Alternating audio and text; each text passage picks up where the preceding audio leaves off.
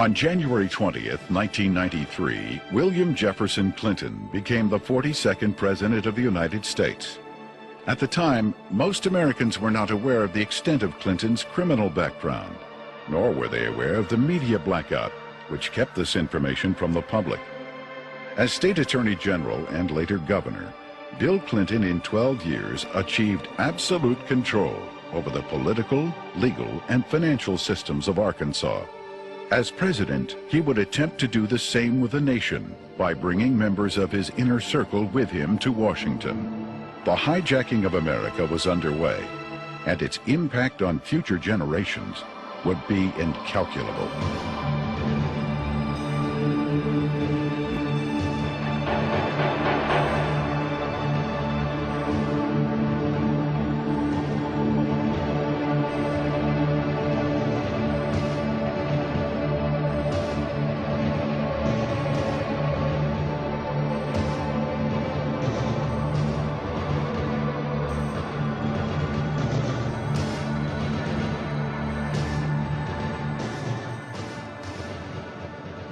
Bill Clinton was born in Hope and, of course, raised in Hot Springs. They had open bawdy houses over there at the time, and they had open gambling at the time. But Clinton grew up in that atmosphere, that different atmosphere of Hot Springs. If it felt good, you did it. He was selected to go to the national from Arkansas Boys Day, to be a delegate to the National Boys Day. And while he was there, he was able to meet John Kennedy. And I'm sure that sparked an ambition in this young man. And he apparently has always had an exceptional, keen mind, a keen intellect. And he early, evidently, had tremendous ambition. He was gifted in so many ways. The truth is, he's one of the most charming men that I've ever met in my life. He has more energy than any 10 people I've ever known. He was able to network himself into running for Attorney General virtually unopposed. And then he was able to take that position and catapult himself into the governor's office 2 years later and started building his foundation. When you think about Bill Clinton's aversion to the truth, you wonder if this is because of the lackadaisical moral background that he's had in this area. He lied about Rhodes, being a Rhodes Scholar. He never completed that and still said he was a Rhodes Scholar. He went to Moscow and did business with them against the United States government, and he wasn't challenged by the press about that. In Arkansas, while he was governor, he said he balanced the budget 11 times. He never did it once. Also, he said he didn't raise taxes, and he raised taxes 126 times. He can accommodate any situation that comes up because he's not hemmed in with the truth. I've never felt that Clinton, consciously or unconsciously, was hemmed in with morality. I first met Bill Clinton in the mid to late 70s. He was an up-and-coming politician. There were a group of us, Jim Guy Tucker, Bill Clinton, Sheffield Nelson, and myself. And we kind of ran around and palled around with each other. It was from that point that I did a lot of projects for Bill from a marketing perspective. In 1988, I went to Bill. I said, I need a job to kind of relax, mellow out. Bill Clinton and Betsy Wright, they suggested that I go to work for a place called the Arkansas Development Finance Authority. And they said my talents could really be used there. It was the best kept secret in Arkansas. After about 2 weeks, I went to Wooten Epps, and I said, Wooten, I think I've got enough background on this that we can start marketing it. Now, what is the criteria for loans? He said, whoever Bill wants to get a loan. To go back, though, to that moment in time, I'd been there about a month, and I realized that I was in the epicenter of what I'd always heard about all my life, what most people have heard about is the machine.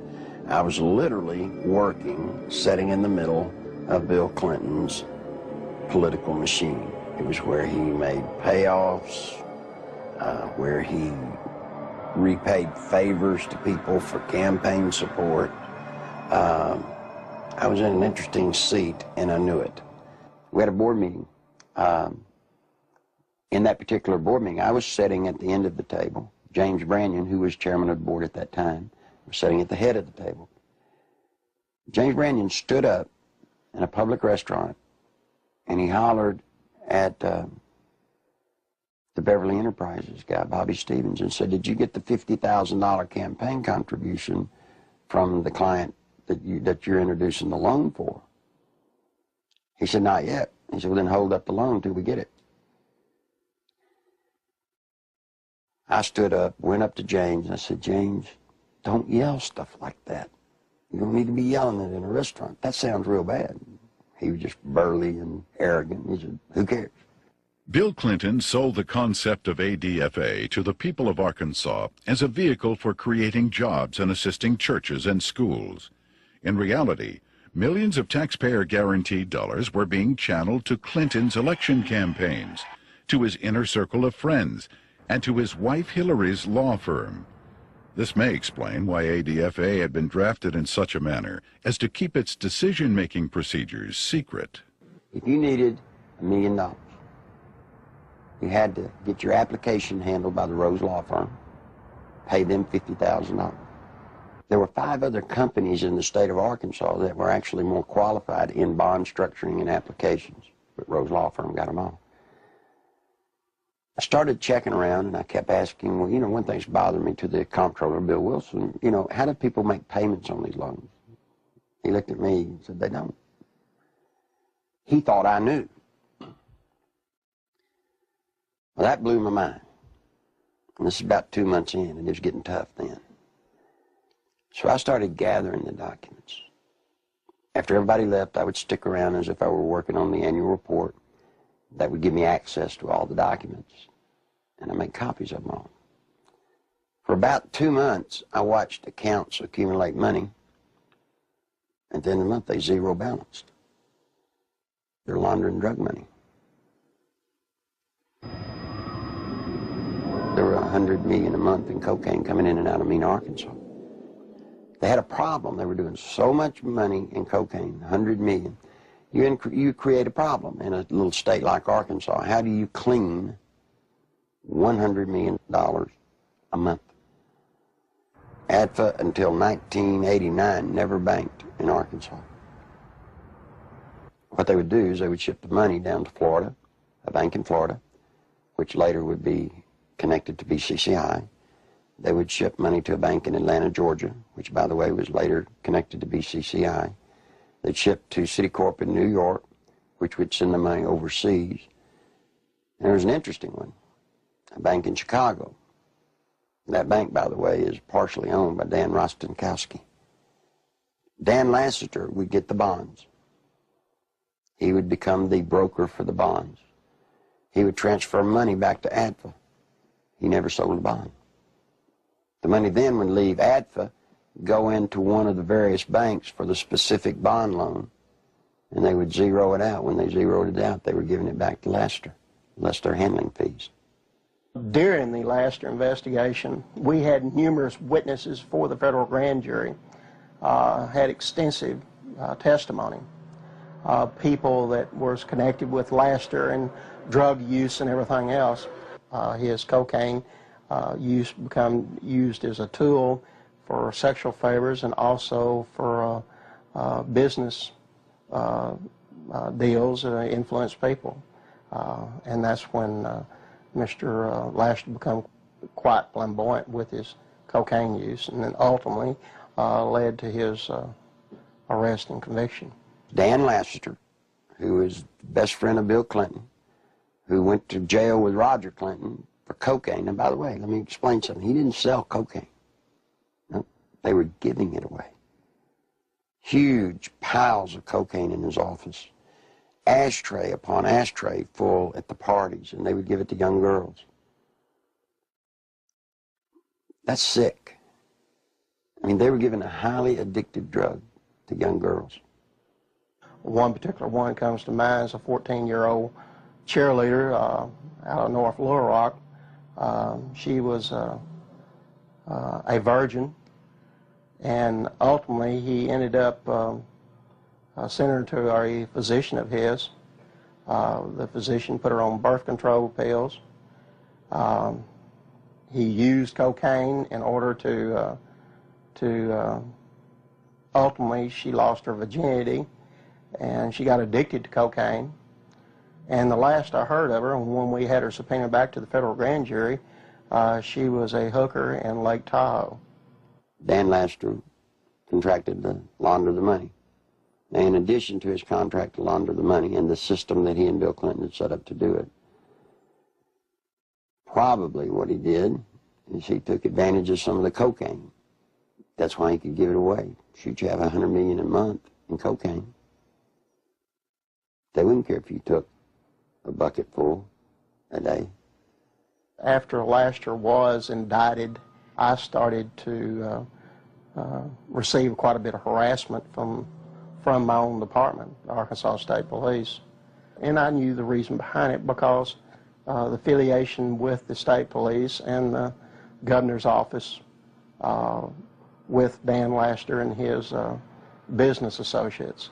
Mr. Lassiter's cocaine involvement at times was very heavy, then at times he was very cool, calm, mediocre. He was very careful, as all of them have been for quite some time. Once he was convicted, he went to a minimum security prison, a holiday hotel we call them. He spent, I think it was 6 to 8 months, and he got out. Unbeknownst to anybody, Bill Clinton, the day after he got out, granted him a full and complete pardon. So if you think he's tough on crime, think about a man that pardons a man that gives cocaine to kids. Fear of violence is robbing our children of their future. We must take away that fear and give them hope. We must give Alicia and all our children back their childhood. Working together, we can. Do something now. Call 1-800-WE-PREVENT. Your president, the President of the United States, not only was a part of a system that was laundering millions of cocaine dollars, your president signed off on it. He can't deny that he did. You see, because there's one little catch. Every loan that ADFA made, Bill Clinton himself had to sign off on it. More than Bill Clinton, you better identify the people in the loop of the drug running. You better identify the people in the loop for money laundering. And what you'll find there is those people go straight to Washington. Act 1062, if you look at it, it says that ADFA was developed and created to provide low-interest bond loans for churches, schools, colleges. So now look what happened to our legislature. They voted on a bill creating ADFA, thinking that they were getting money to colleges and schools to buy books and so forth. What better way to run thousands of, tens of millions of dollars, launder it, clean it up, and use the cover of a state agency to do it. The first loan made at ADFA was made to Parkometer, a company called Parkometer. Seth Ward was the owner. As I started looking, I found out that the Secretary-Treasurer was Webb Hubbell. Then I found out Webb Hubbell was Seth Ward's son-in-law. Guess who drafted the legislation creating Act 1062, which created the Arkansas Development Finance Authority? Webb Hubbell. Guess who introduced the legislation to our legislators and got it passed through our House? Webb Hubbell. Guess who got the first loan? Webb Hubbell. Imagine this. Guess who did the audit and the evaluation of the application? Rose Law Firm. You guessed it. Who signed it? Webb Hubbell, Hillary Clinton. You see, that's against the law in Arkansas. You can't investigate yourself when the good faith and credit of the state of Arkansas is involved in a bond issue. He broke the law. Good Lord willing, creek don't rise. Mr. Hubbell will be serving some time in the pen for that one. Ironically, Webb Hubbell, a senior partner at the Rose law firm, was chairman of the Conflicts of Interest Committee at Rose. In 1988, he successfully advanced the Ethics in Government Act, which required Arkansas legislators to report governmental conflicts of interest. Incredibly, this law specifically exempted Governor Bill Clinton, his appointees, and his relatives. Clinton's appointment of Hubbell to the U.S. Justice Department exemplified the administration's total disregard for legal ethics.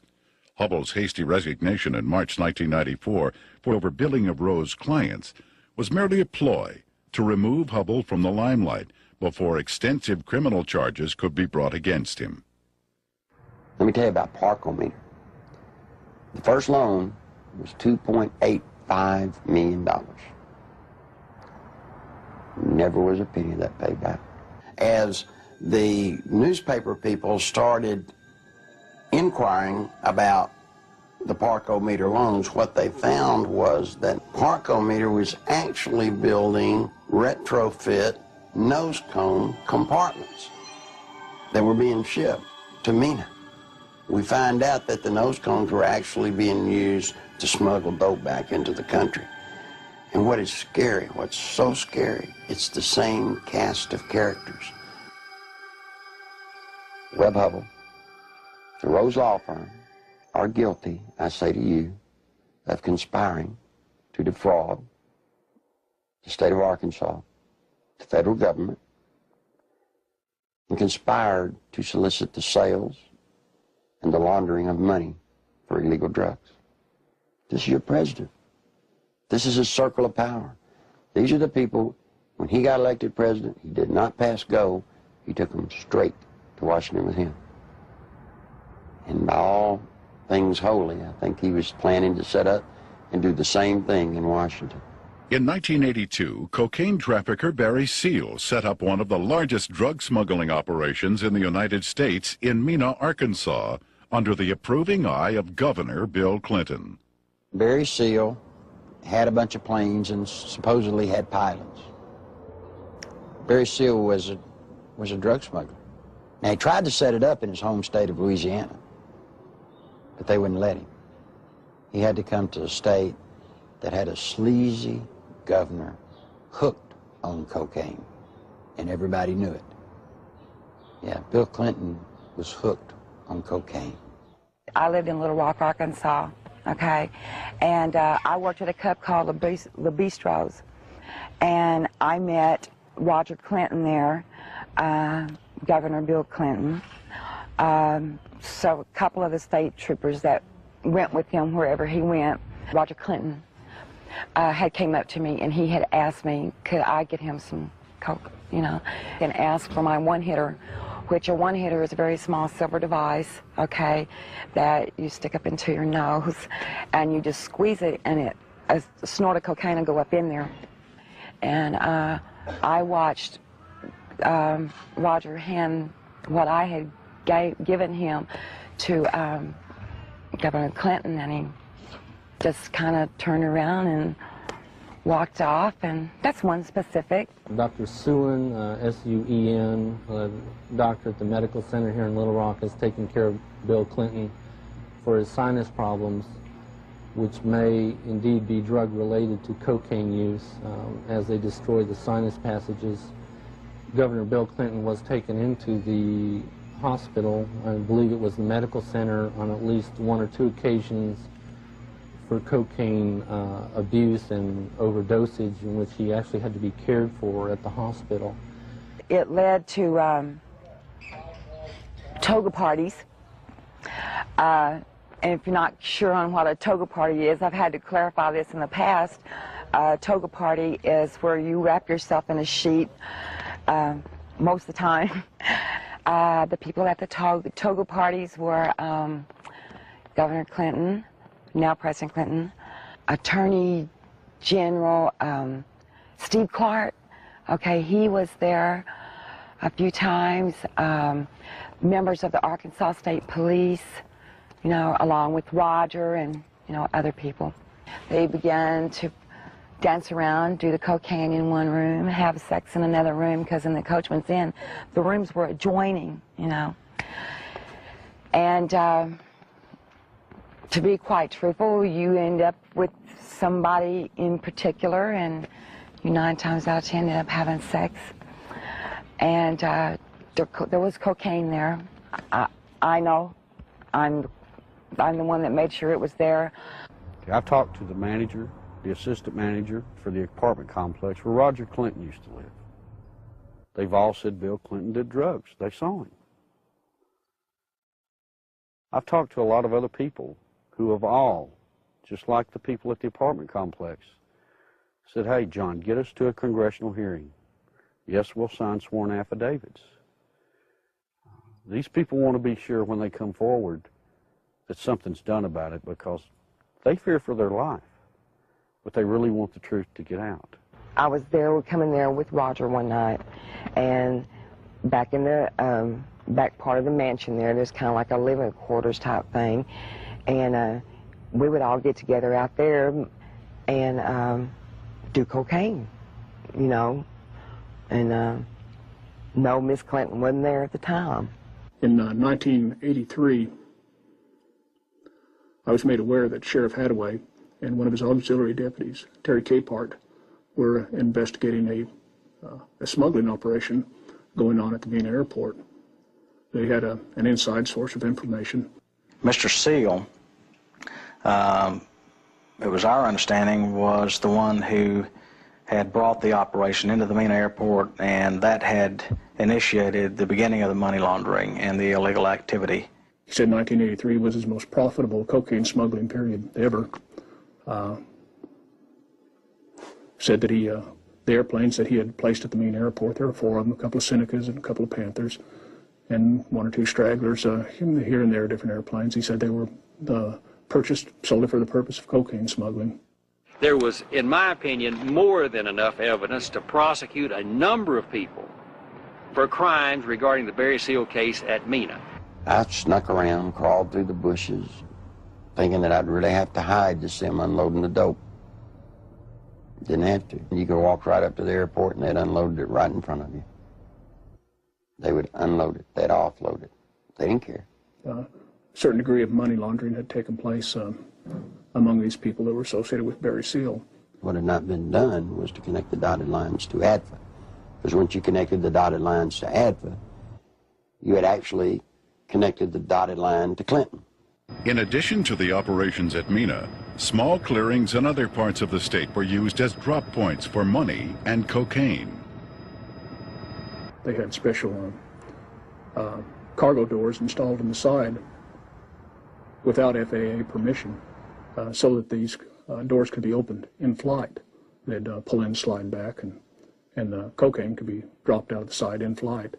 When you have a public which is aware of an ongoing criminal enterprise, when you have an international cocaine smuggler who is high profile, and a lot of people know that they are operating in a small area. A lot of people knew about the money laundering. It was common gossip on the street because it was so blatant. And they see investigations ongoing for several years, and they keep watching for indictments. They know grand juries are convening. They know that witnesses are supposed to be providing evidence to a grand jury, yet year after year after year, no indictments are returned. People lose confidence in the system. Clinton had integrated a number of corrupt cops, judges, and politicians into high-level positions to ensure the continued success of the drug smuggling, money laundering operations. All was going well until a fateful night in the fall of 1987. On August 22nd, 1987, Kevin had spent the night with his friend Don Henry. They left Don's home around 12:30 or 1:45 on the 23rd of August in early morning hours, and the next thing we knew, they had been run over by a train. There seems to be a small airstrip in the area. There have been sightings and reports of small airplanes flying very low with lights off in the area. I believe they saw something they shouldn't have seen.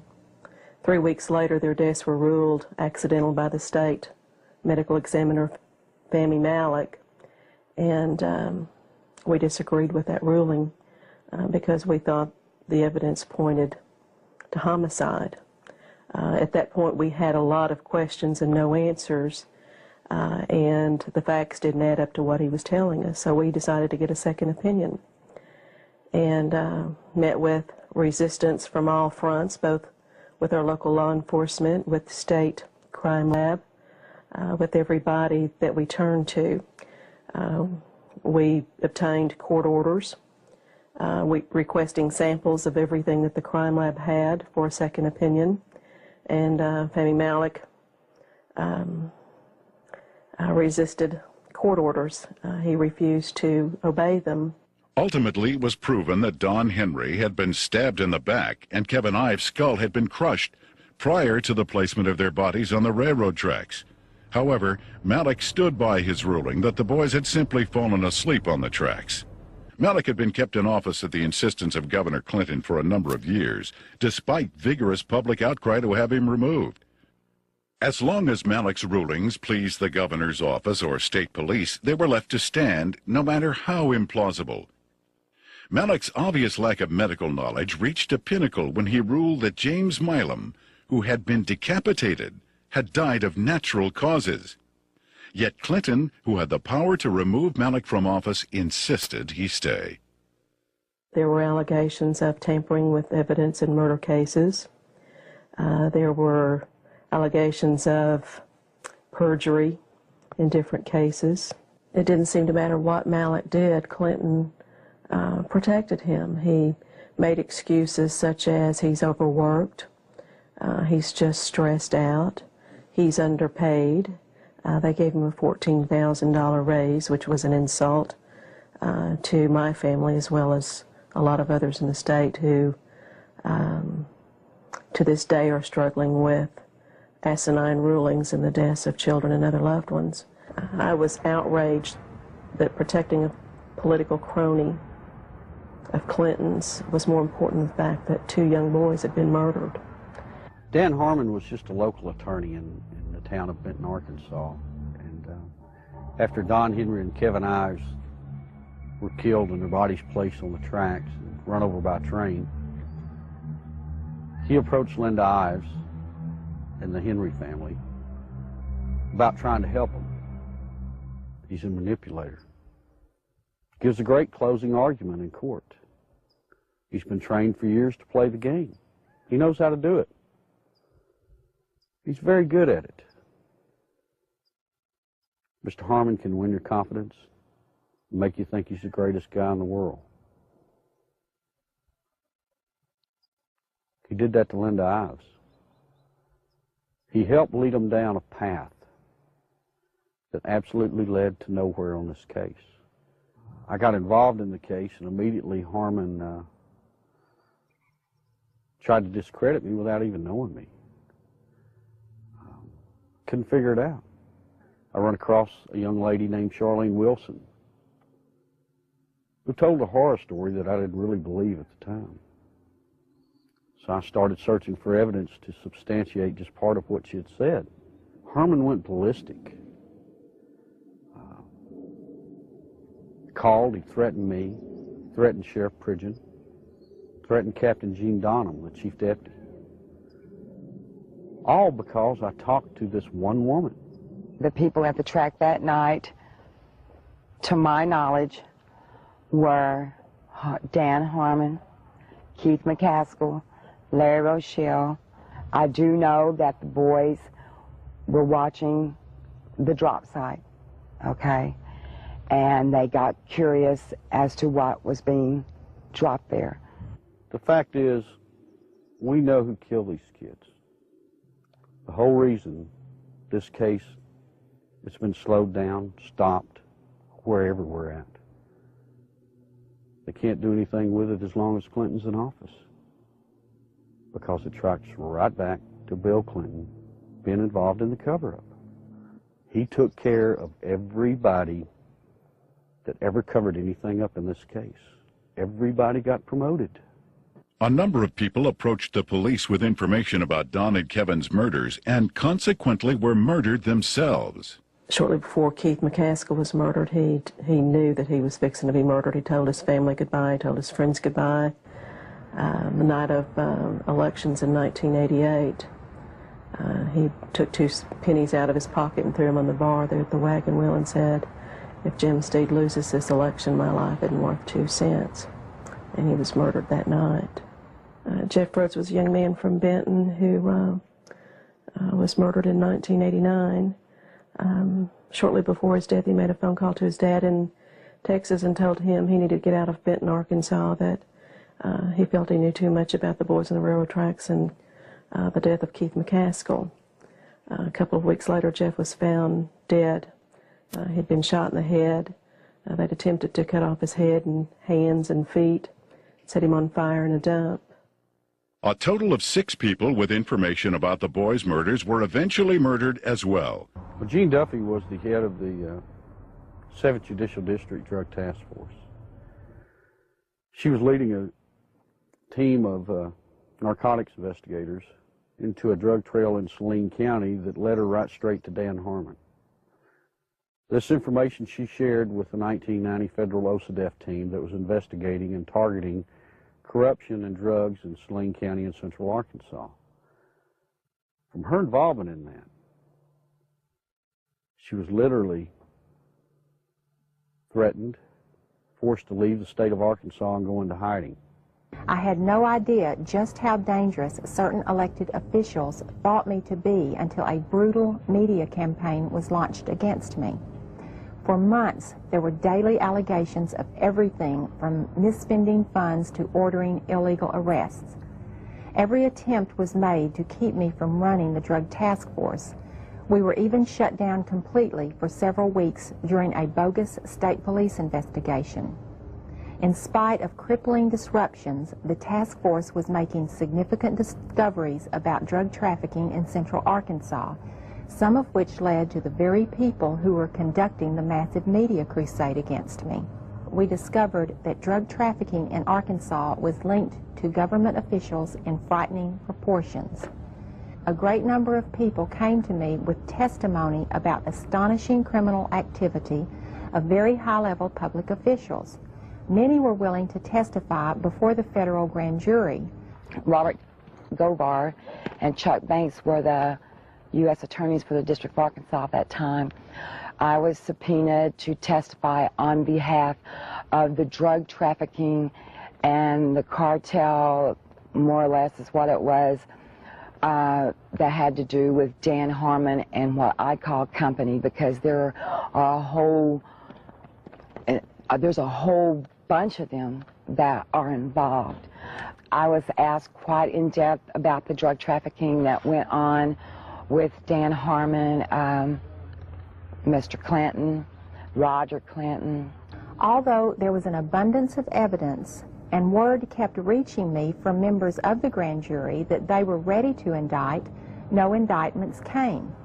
Mr. Govar also insisted that he was ready to prosecute at least 2 key figures, but the holdup was his boss, U.S. Attorney Chuck Banks, who repeatedly delayed requests for indictments.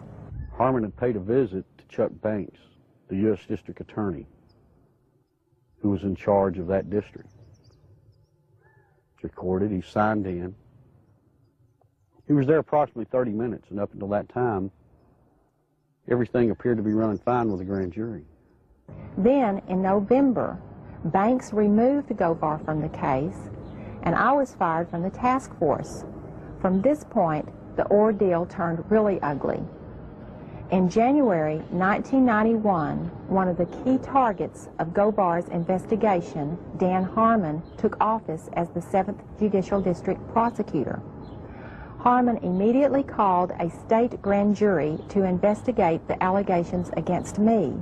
To avoid being jailed in Hot Spring County, which would have put me in serious danger, I left the state.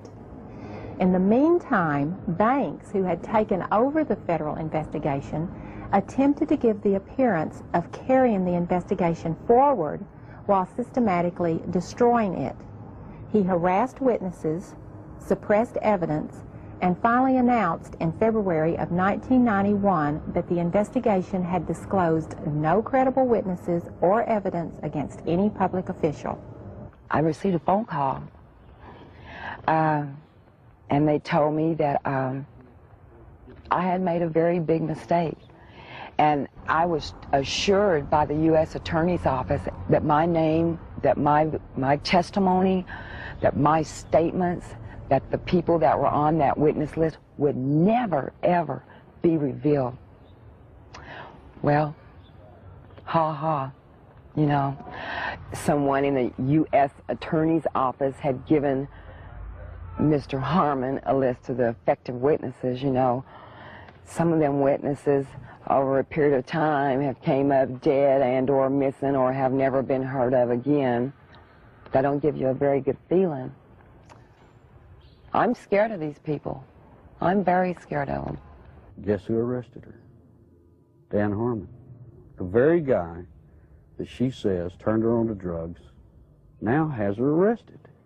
Dan Harmon, he walked to me, handed me what was supposed to be a search warrant, and he said, "Bitch," excuse me for saying that, "I told you if you ever brought my name up or brought anything up about the past dealings that we've had, that I'd take you down." He said, "You're going to prison. I'm going to put you in prison." He did. I'm here. I mean, I've watched second, third offense people walk around with probation on top of probation on top of probation. Not this lady. First time she's been arrested for drugs. They allege that they found in her home. She gets 30 years. Sure, everybody ought to be able to see through this. This is a man that told Linda Ives for years, "We're going to get to the bottom of your son's death." Yet when I start making progress, it looks like the people I talk to starts getting time in the penitentiary. Linda says it's business as usual in Saline County. Justice as in the English language that can describe how usual in Arkansas. There aren't any words that makes you feel as a parent or as a are capable of doing. You know, I think we were just kind of naive, common, ordinary people. Got up and went to work every day and came home and went to bed and assumed that everybody else did the same thing and tried to do what was right. And I think Kevin's death has been the rudest awakening that anybody could ever have to see what really goes on. I can provide information that has tentacles to Governor Clinton's administration. It is apparent to me that a congressional investigation is the last hope, not only for the people of Arkansas, implications of illegal activity, who has left in his wake and now vulnerable to the powers of oppression, but for the people of our nation, who are now vulnerable to the powers of a president who has left in his wake implications of illegal activities and serious improprieties. Meanwhile, Welch and Duncan's investigation into the operation at Mina was about to derail. We'd been so busy investigating, just concentrating, focusing, that it took a while to register that nothing was going to happen. We could not understand what was happening. Neither Mr. Welch nor I were ever subpoenaed to testify before the grand jury and present massive amounts of evidence of wrongdoing by associates of Barry Seal. No indictments were ever returned against any of the individuals, and I can tell you there was extensive evidence. There definitely was some suppression of evidence and definitely a cover-up of an investigation, and somebody should be held accountable as to why that happened. Not one major cocaine bust was ever made in Arkansas out of Mina, Arkansas. Now imagine that, 10 years nearly in its running. Never one truckload ever got caught. During the 1992 Attorney General's race in Arkansas, a member of Clinton's staff had approached Winston Bryant and had asked him to stay away from the Mena affair or the Mena matter. I've done quite a bit of investigation into the Mena. After Winston quite frankly, it is a federal problem. took office, Bill told me that he was no longer allowed to discuss the Mena Airport investigation from the Attorney General's office. The Attorney General's office is not like most Attorney General's offices across the country. We do not have the authority to convene a grand jury and initiate criminal prosecution. A lot of people have said that the Mena operation stopped in 1986 when Barry Seal was gunned down. It's not true.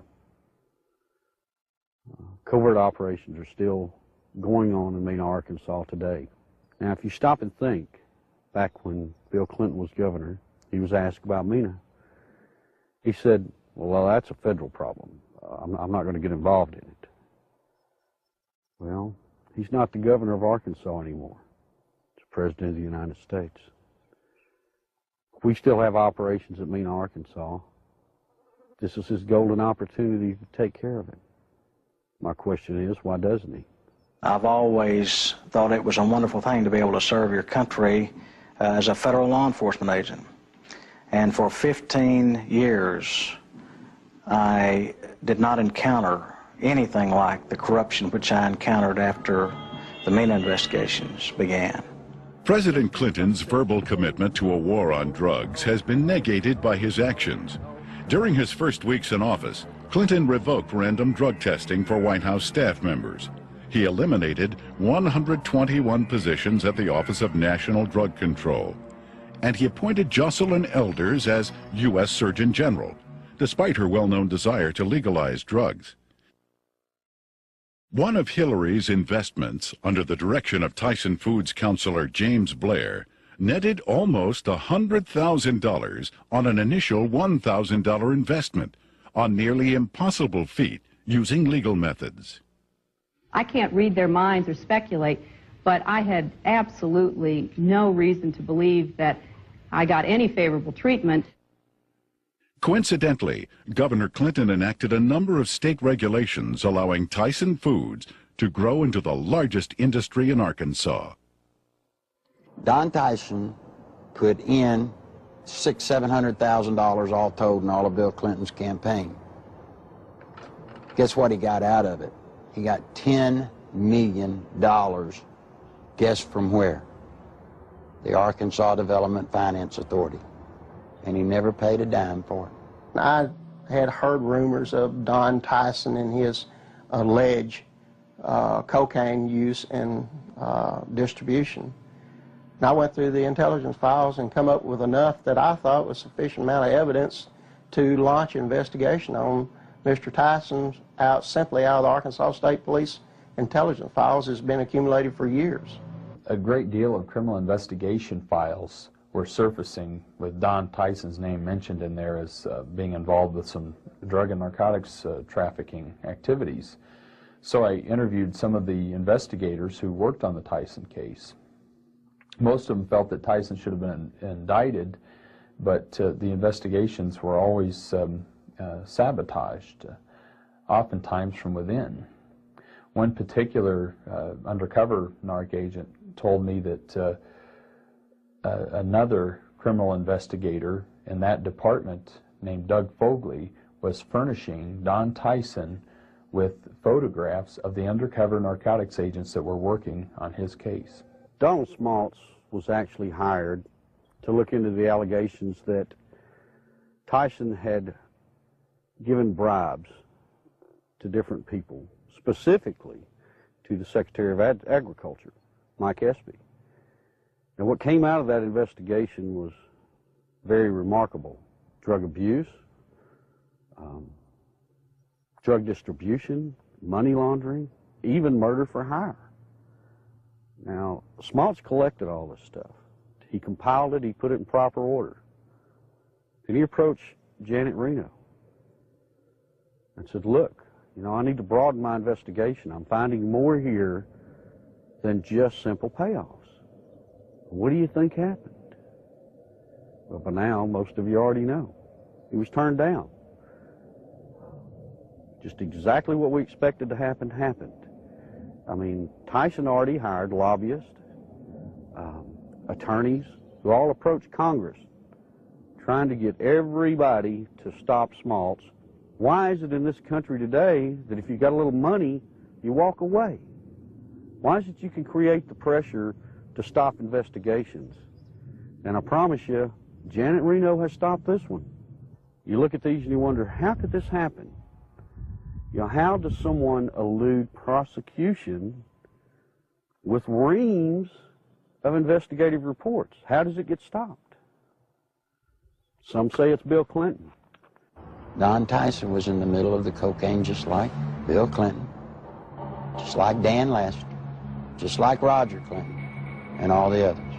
So you see, all of this incest, and all of this drug running, all of the trafficking of drugs, sending them all over the nation, came out of Little Mena, Arkansas, right under the nose of little Governor Billy Clinton. I went to Bill, and I said, Bill, you've got 2 weeks to tell the truth, or I'm going to tell it. You're breaking the law, and I can't be a part of it. You made a mistake. I'm not one of your buds, or at least I'm not that big a buddy. When Larry Nichols made his disclosures, made them public, the Clinton spin doctors treated him unmercifully. It shocked those of us who had been kept in the dark through the years in Arkansas politics. The Arkansas news media had done little, if anything, to uncover anything derogatory about Bill Clinton. And for these disclosures to come out of the blue was so shocking that the spin doctors attacked the messenger rather than tried to answer the charges that Nichols had made.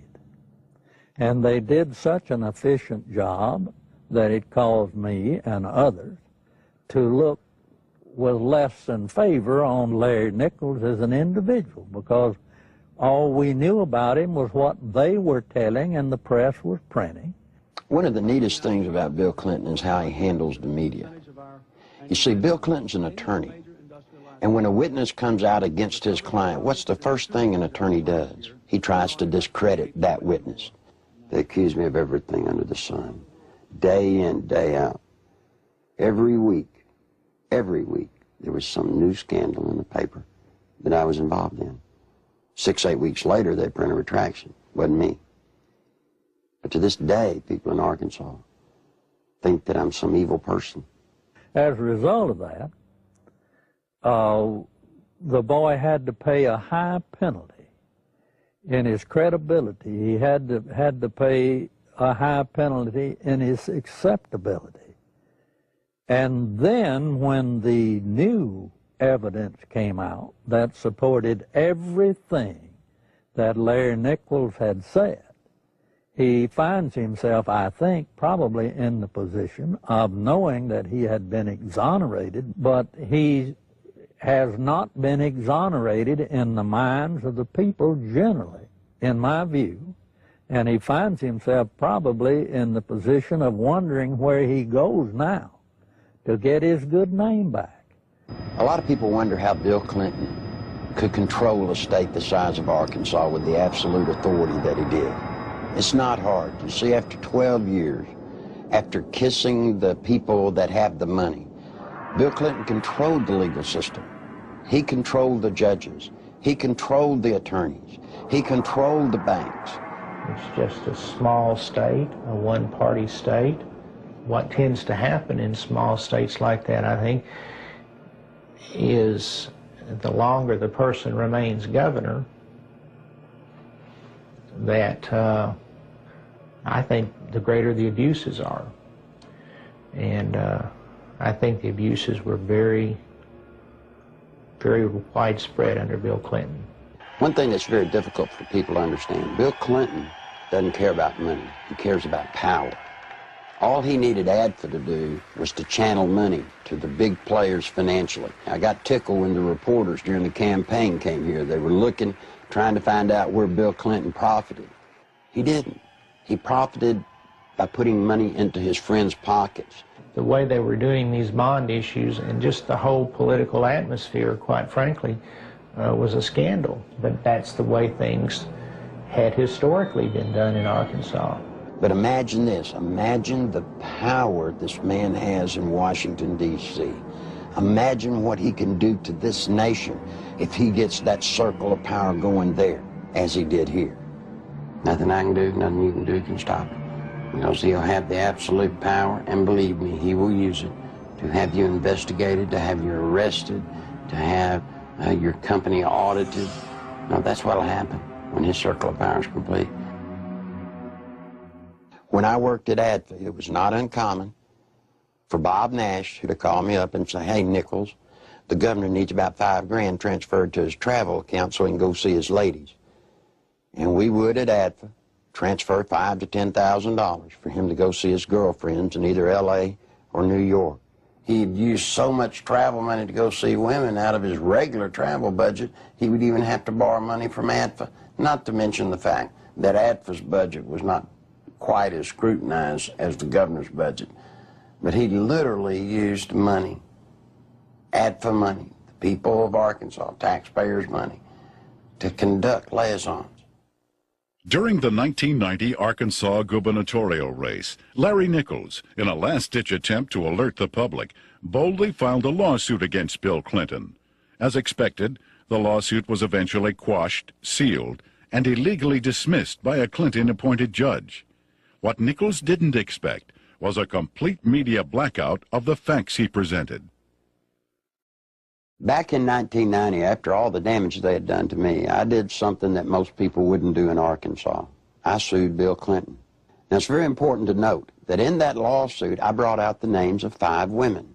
On October the 19th, the only press conference I've ever held in my life was on the Capitol steps of Arkansas. Every news organization in Arkansas, newspaper, TV, radio, were there on the steps. I read the names of the 5 women. I read and talked about ADFA. No one had ever made such a cold, callous statement against Bill Clinton where he named the women. When I got through with the press conference, I went through the center door and I walked out with the camera crews with me, and I walked all the way to the end to the governor's office. And I left the press release right on the governor's secretary's desk. Not one bit of the press release made it into the local TV or the local newspapers anywhere. It didn't show up anywhere. The reason I tell you that is because in those days he had the circle of power complete in Arkansas.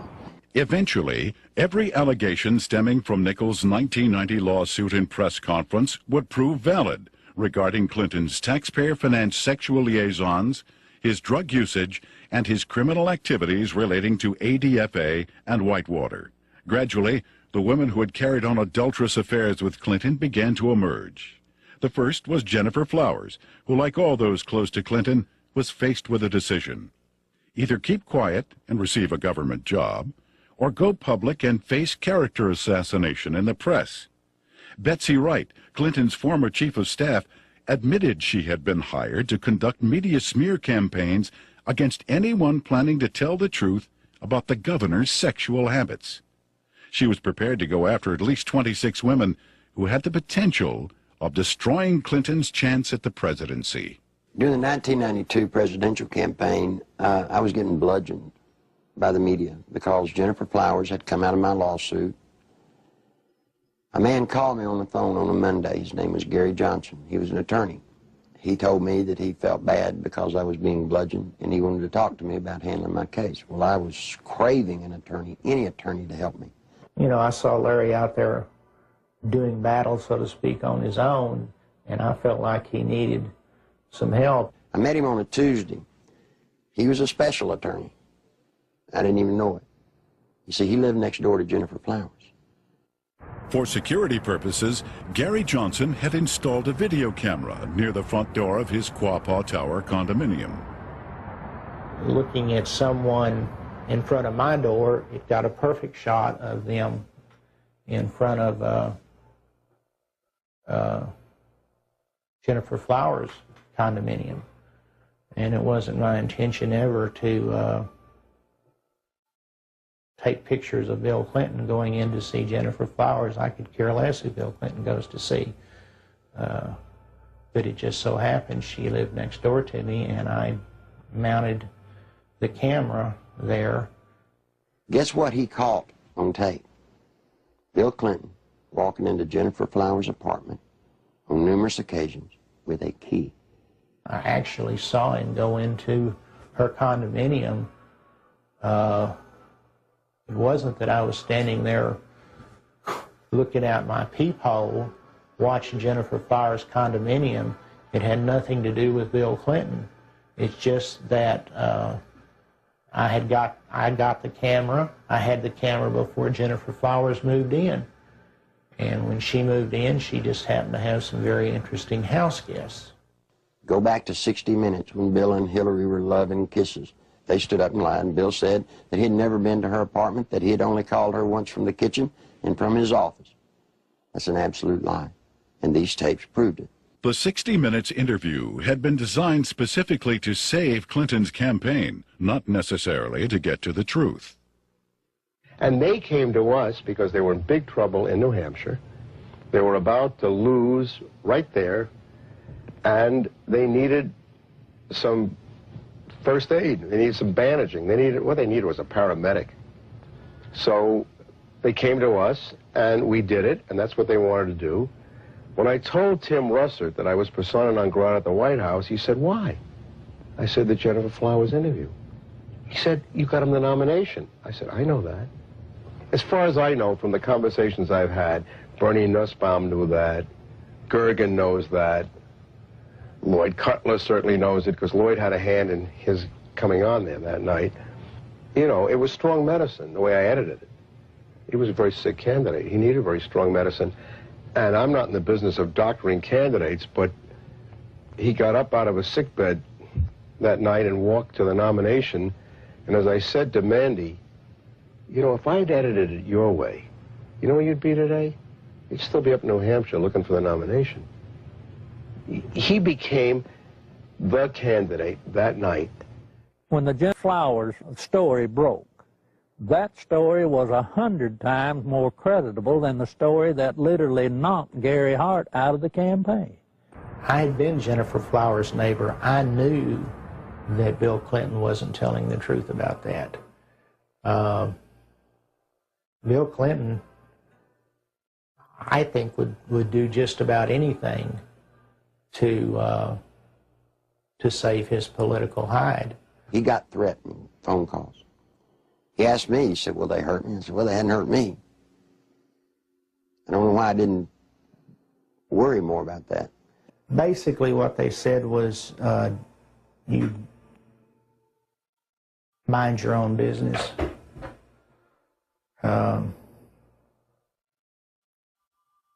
And all it did was made me mad.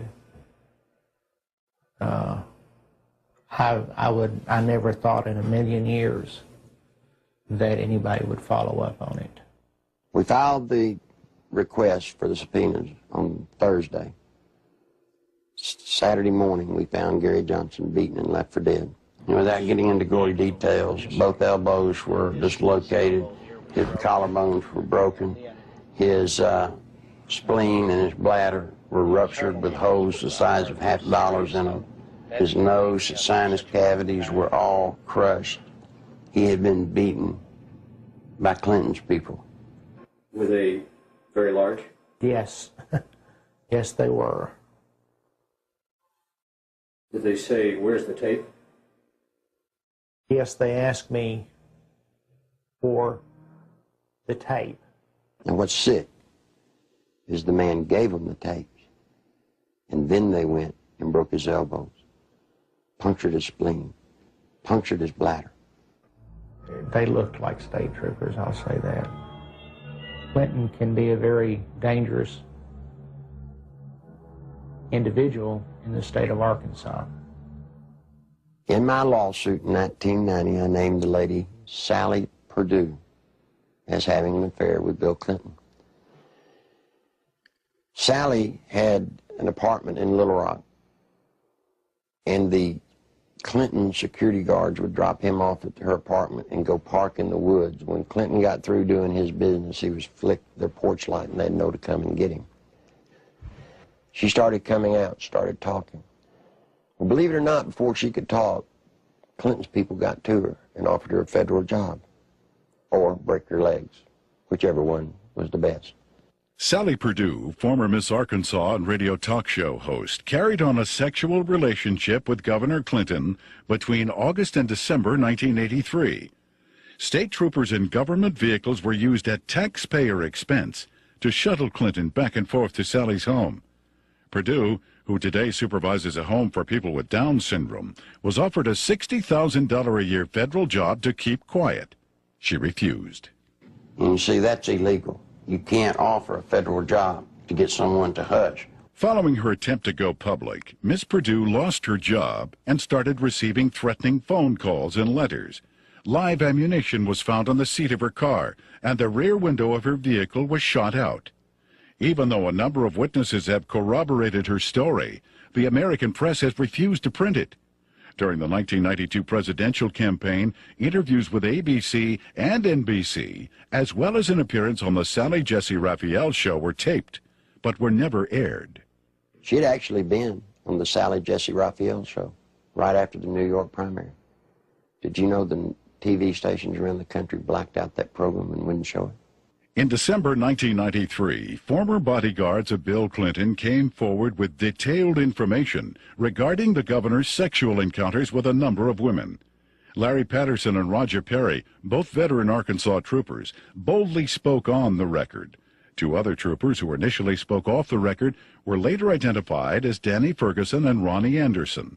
In April 1994, a fifth trooper, L.D. Brown, came forward and corroborated their stories, adding that Clinton's sexual partners numbered over 100 during the period he was employed by the governor.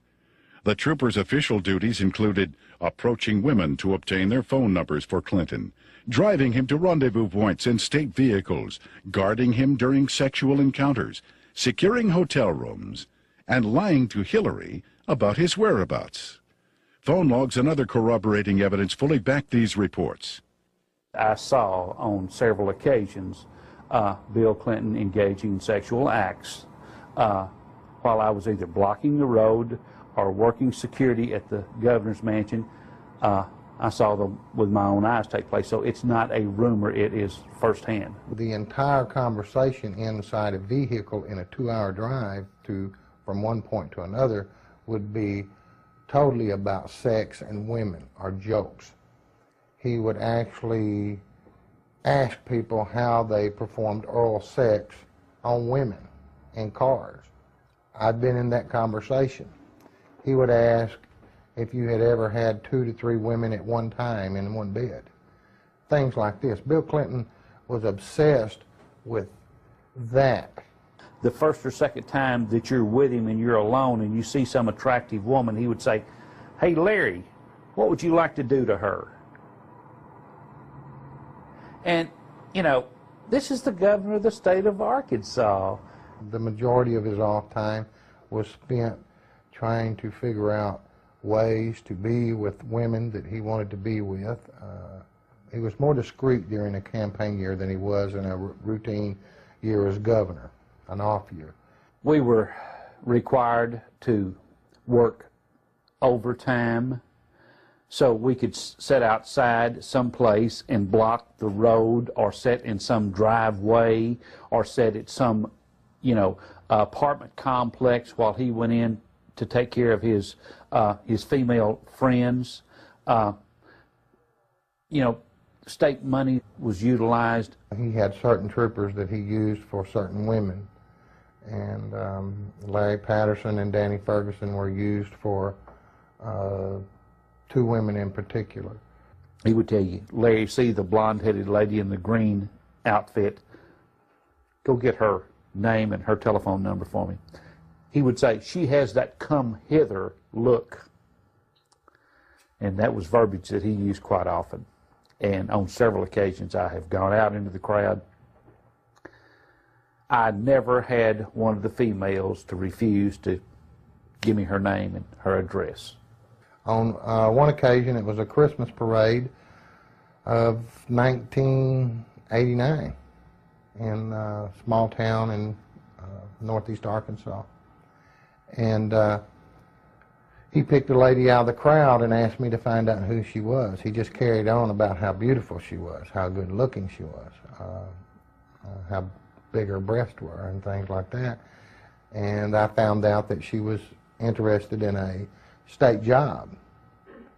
And she gave me her name and number, and I said, well, maybe the governor will call you, or can I call you? And when we got in the car, I gave the governor her name with her phone number, and I said, you'll like this, she's interested in a state job.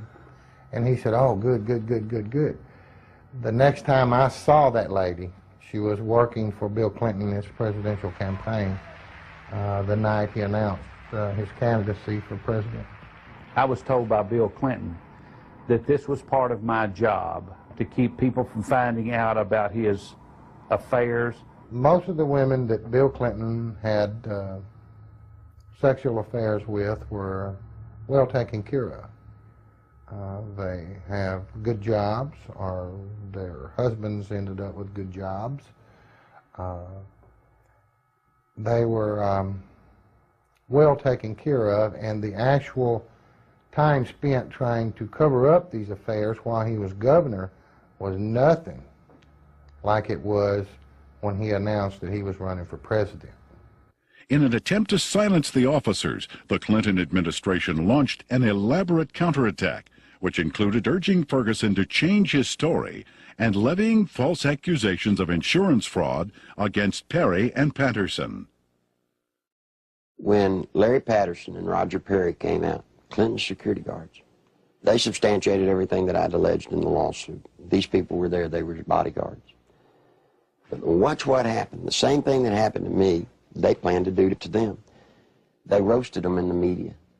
They said they were committing insurance fraud.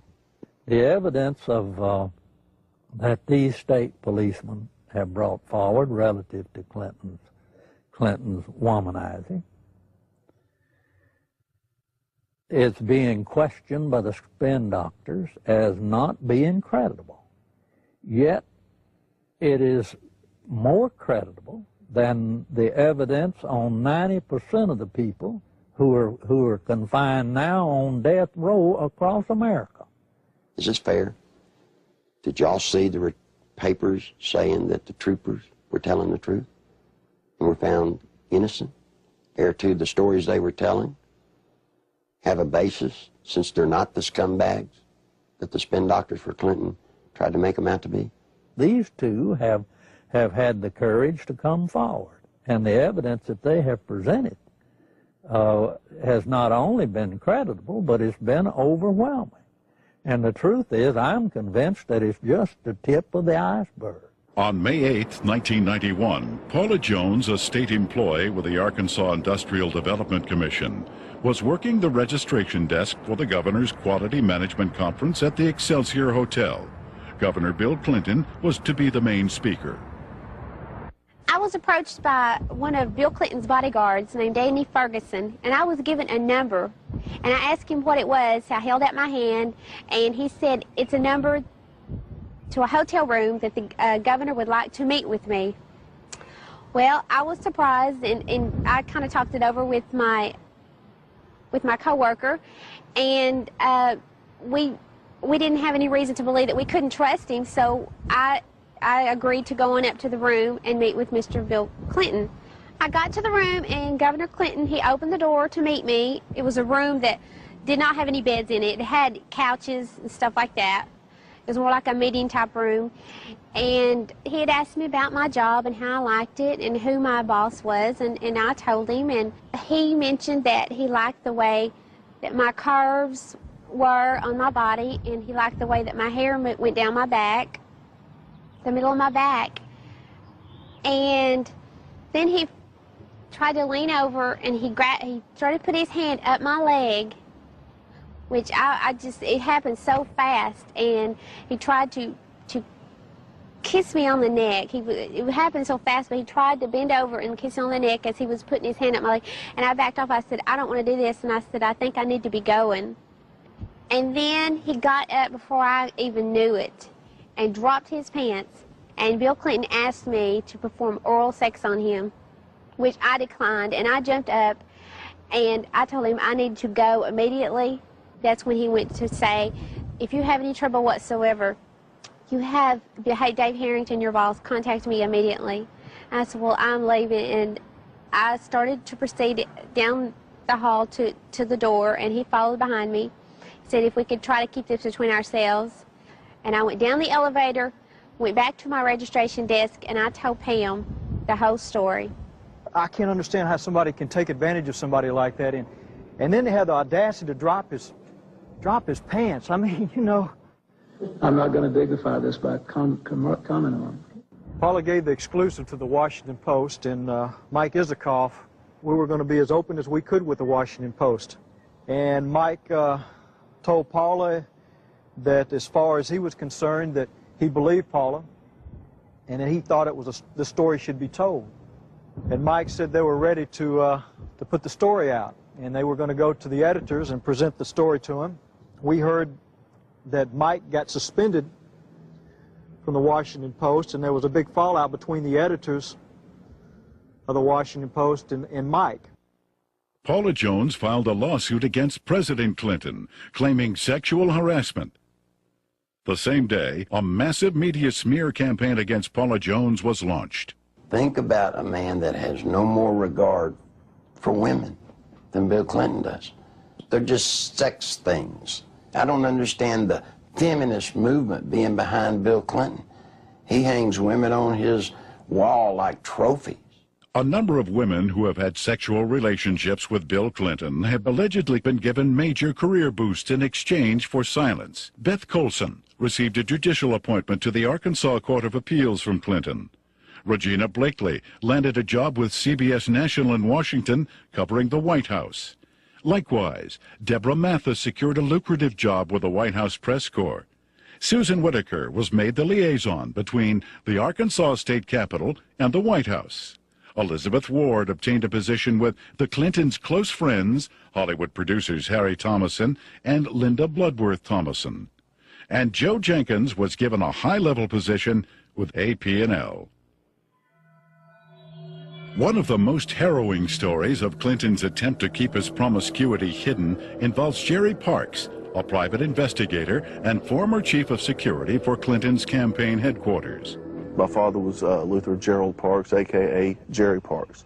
He was the head of Clinton's security for Clinton's inaugural campaign whenever he was running for president. My father was brutally murdered at Chenal Parkway and Arkansas Highway 10 in one of the most elite parts of Little Rock, Arkansas. Someone pulled aside alongside him and started shooting at him. They cornered him, stopped him on Highway 10 as he was turning left onto Highway 10 off Chenal Parkway. They stepped out of the car after blocking his path. He was shot 5 times, once in the leg, once in the arm, 3 times in the chest. My father had a file on Bill Clinton's infidelity and his affairs that ran from approximately 82, 83 to somewhere between till about 90 to 91. The file consisted of pictures, time, dates, places of where Bill Clinton was at, where Roger Clinton was at, the type of drug use that Bill Clinton and Roger Clinton were involved in. I was the only person that would ever go with him when he would do his private investigative work. And I remember 4 to 5 times that I was with him, and that's what he was keying on. I saw Clinton with a lot of different women, a lot of different types, sizes, shapes, colors, one of them being Jennifer Flowers. You know, I was just like, wow.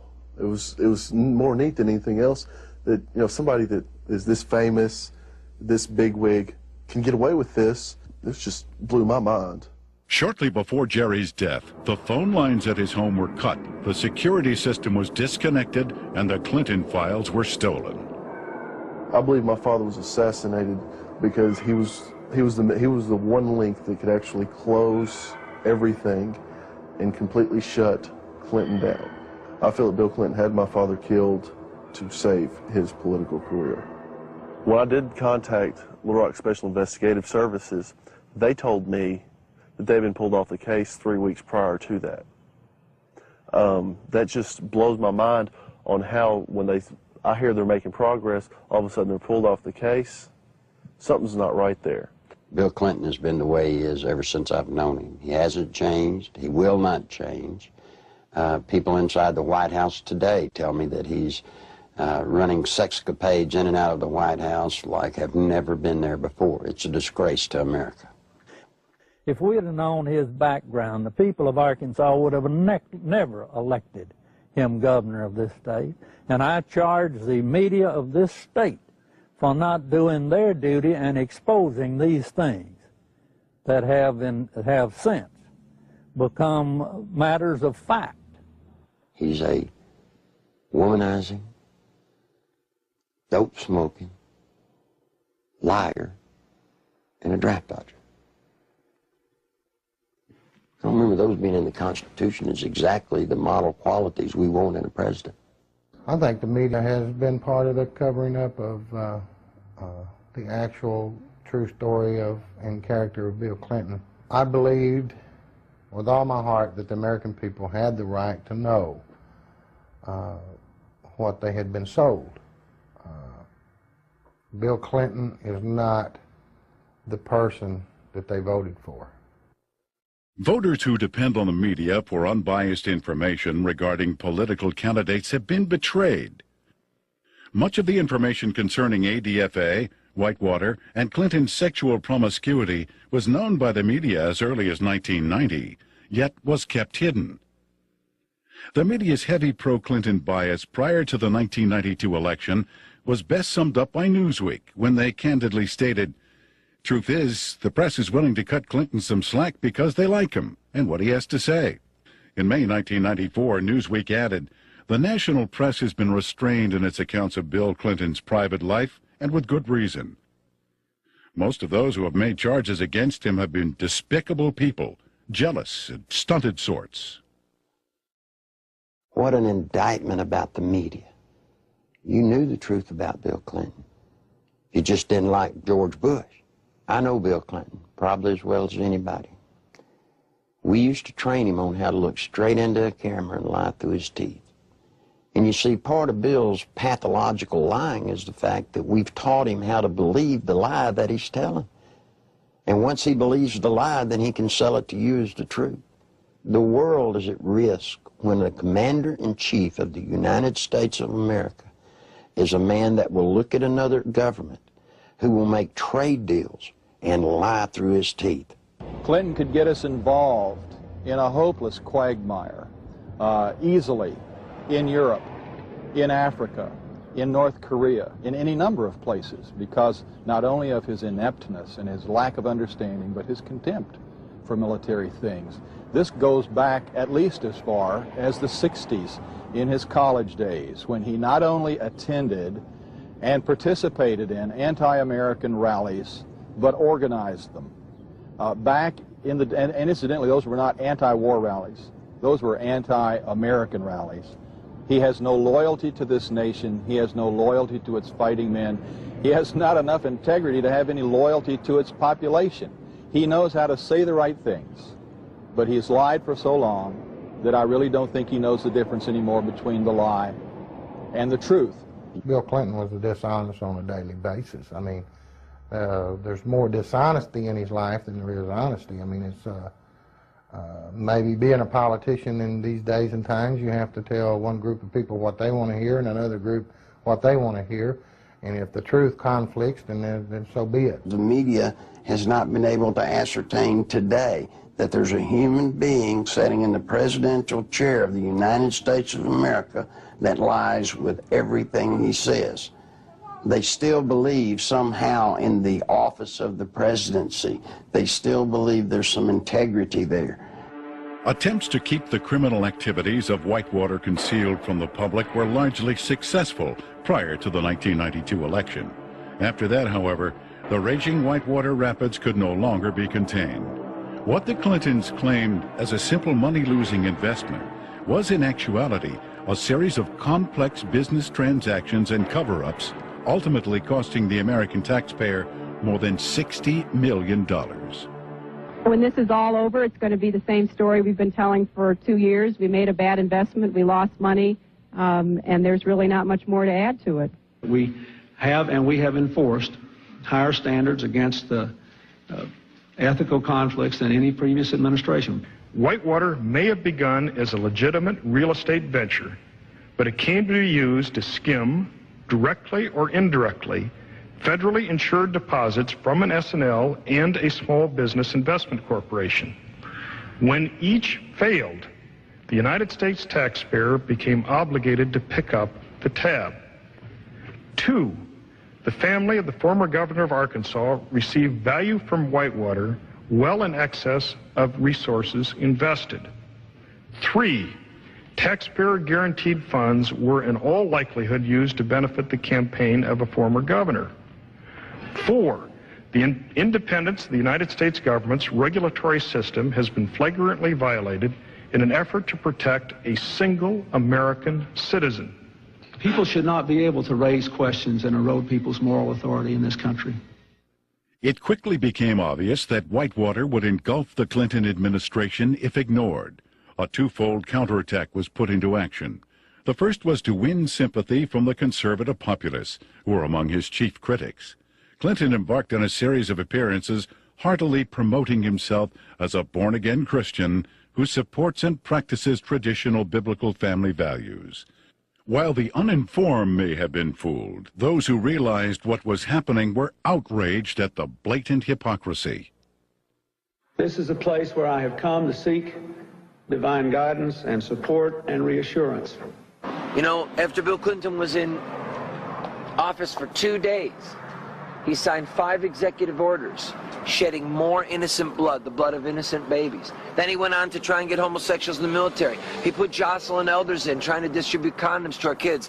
Christine Gebbe, his AIDS czarina, promoting all kinds of vileness. This is an affront to heaven. The second phase of the counterattack was to appoint Robert Fisk as special prosecutor to head up the investigation into Whitewater. That same week, the Rose law firm began shredding documents.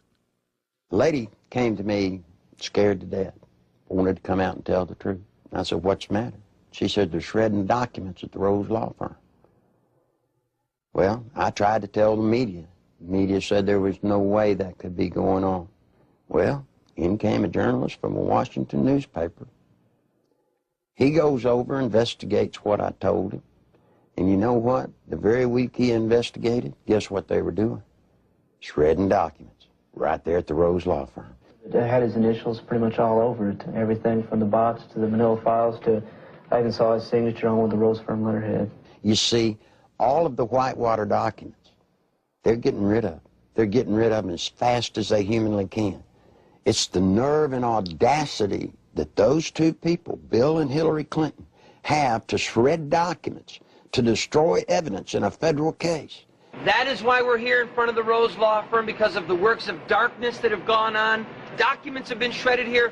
What else has gone on here? I'm telling you, there are people inside this building that right now they're saying, if they only knew, if they only knew. During that same week, there was also a fire at the Worthen Bank building. Now, this fire was on the 14th floor, and supposedly it was started by a space heater. I want you to look at this footage and tell me if you think it was an accidental fire by a space heater. This is a CPA firm, and the documents that were in this office were important documents relative to Whitewater. If you go back to Arkansas and you look at the Secretary of State's office, anybody that's ever run for office in recorded history, you can find out who their major campaign contributors are since day one, except for one person. Bill Clinton's records at the Secretary of State's office disappeared. You see, they did it then. They'll do it now. All the information pertinent to Whitewater, any notes left by Vince Foster, any personal documents that would lead anywhere to any type of criminal activity, they're just going to be destroyed. Fisk's initial assignment was to quell rumors regarding the alleged suicide of Vince Foster. Foster was a senior partner with Hillary Clinton and Webb Hubbell at the Rose Law Firm prior to his appointment as White House Deputy Counsel. In fact, he was handling the Clintons' personal legal matters while he was in the position of assistant to the president, in violation of a conflict of interest at that time. From the outset, the investigation into the death of Vince Foster has been marred by controversy. At Bill Clinton and Attorney General Janet Reno's insistence, responsibility for the investigation was turned over to the Park Police, even though Foster's death fell within the jurisdiction of the FBI. Not until his death had sufficiently developed into a full-fledged scandal 7 months later would the FBI be allowed in. The results of the FBI's investigation, along with the findings of the Park Police and coroner, were incorporated into a report issued by Special Counsel Robert Fisk. The report, released June 30th, 1994, confirmed suicide as the cause of death. However, a careful examination of key pieces of evidence taken directly from the report itself indicate a number of alarming contradictions inconsistent with the report's own conclusion that Foster took his life. The official coroner's report depicts a large gaping 1-inch exit wound located 3 inches below the crown of Foster's head. According to Fisk, the area surrounding the body at the park was meticulously searched to a depth of 18 inches, but no brain tissue or skull fragments were found. An FBI analysis found none of Foster's fingerprints on the gun, despite the fact the gun was found in Foster's hand. However, the FBI did make one extraordinary discovery. One latent fingerprint was visible on the underside of the right pistol grip, approximately 2 inches from the base of the grip. This print did not belong to Foster. No attempt was made to determine the identity of the person whose print was found on the gun's hand grip. Gunpowder was found on Foster's clothing, which did not match the gun found in his hand. Fisk speculated that gunpowder of a different type was accidentally blown onto Foster's clothing by an exhaust fan in the Park Police laboratory. However, once again, Fisk was not able to support this theory with any evidence. One of the most crucial pieces of crime scene evidence, the fatal bullet, has yet to be found. A thorough FBI search of the area, which even uncovered artifacts dating back to the Civil War, yielded over 70 pieces of metal, including 12 modern-day bullets. Yet, none of them matched the gun found in Foster's hand. Against standard police procedure, not one resident living nearby was ever contacted during the investigation to find out if a gunshot was heard. Even though Fisk insists that Foster killed himself, leading forensic experts from around the country now agree it is highly unlikely he pulled the trigger himself. Within minutes of the verification of Foster's identity, the Park Police issued orders to seal Foster's office at the White House. David Watkins, Clinton's administrative assistant, assured the police he would take care of it.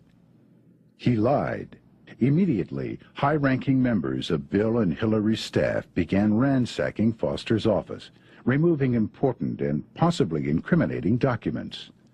The people entering the office included Bernard Nussbaum, counsel to the president, Patsy Thomason, White House Administration Director, and former assistant to cocaine distributor Dan Lassiter, and Margaret Williams, Hillary Clinton's chief of staff. Patsy Thomason was the top aide for Dan Lassiter when he was running his company and doing all the dope. You can only say that she was there taking care of Dan Lassiter's interest in the White House. As mentioned earlier, the Arkansas Development Finance Authority had been laundering its drug money through the Bank of Credit and Commerce International.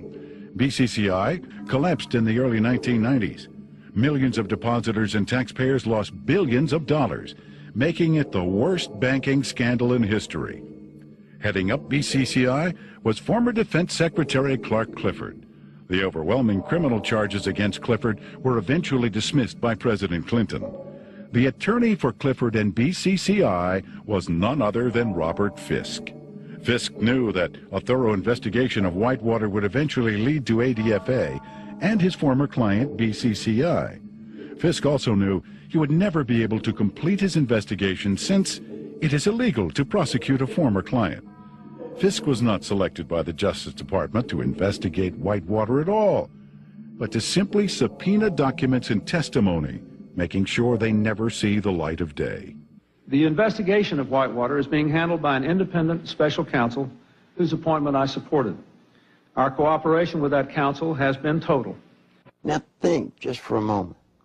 If there are papers that prove you did nothing wrong, then why would you destroy them so that they don't come out?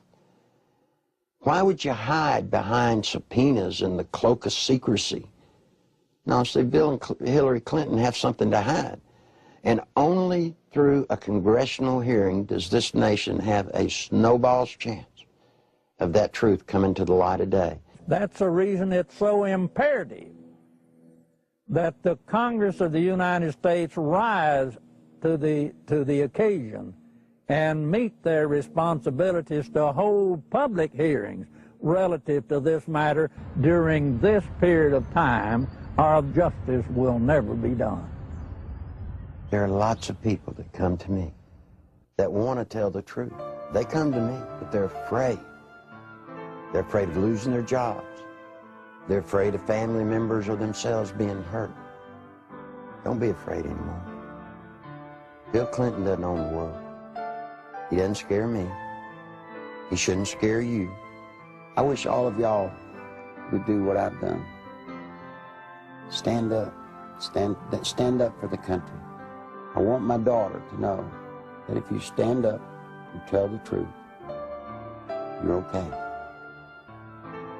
Right now, all she sees, if you stand up and tell the truth, you'll be destroyed. If you're a pathological liar, lie through your teeth, every breath, hurt people needlessly, you'll get to be president. You don't want that. I don't want it. If I had anything to say to Bill Clinton, you know what it'd be? It's bound to be a great burden to walk around lying from one thing to another, to never tell the truth. Bill, tell the truth. Come clean. All you may not get to be president, but the truth will set you free. It'll set all of us free, and it'll save the nation. I've still not been accused of anything wrong because I haven't done anything wrong. And I'm not going to do anything wrong.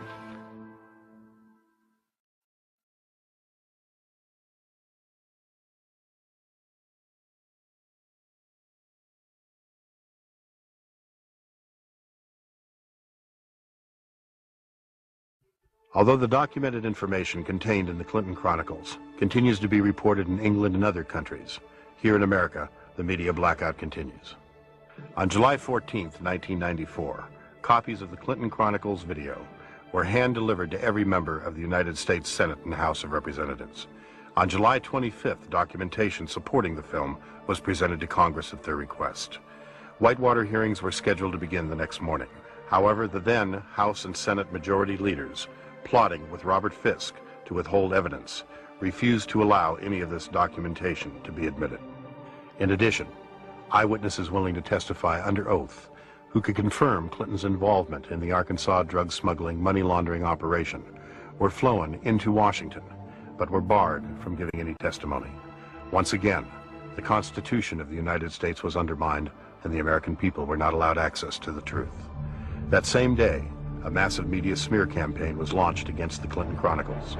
Time magazine, Newsweek, U.S. News and World Report, and major newspapers around the nation simultaneously published false information about the video in an attempt to diminish its distribution. Nevertheless, members of Congress point to the Clinton Chronicles as playing a major role in bringing about the firing of Robert Fisk, as well as the reopening of the investigation into the death of Vince Foster.